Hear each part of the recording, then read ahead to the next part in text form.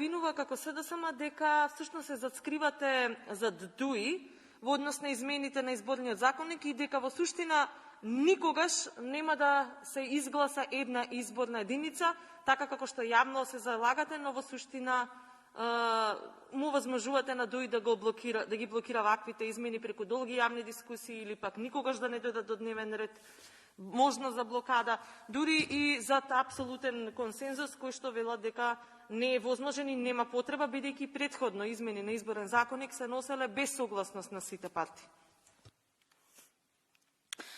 Па добро, веќе сме научиле дека ВМРО ДПМН секогаш е таа која што се зацкрива. Всушност и нивното лицемерие, значи не се покажува само сега, туку и со многу други законски решенија.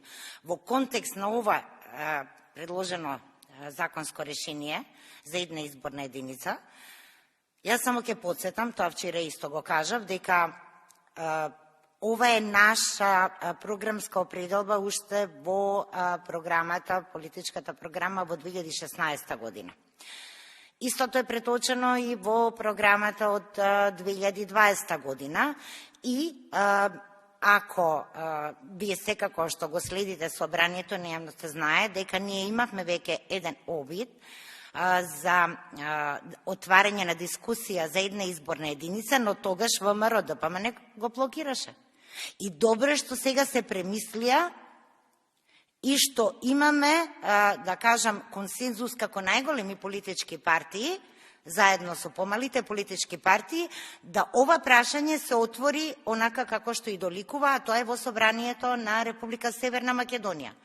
Времето ќе покаже дали е некој лицемерен и ако е, кој е тој што е лицемерен.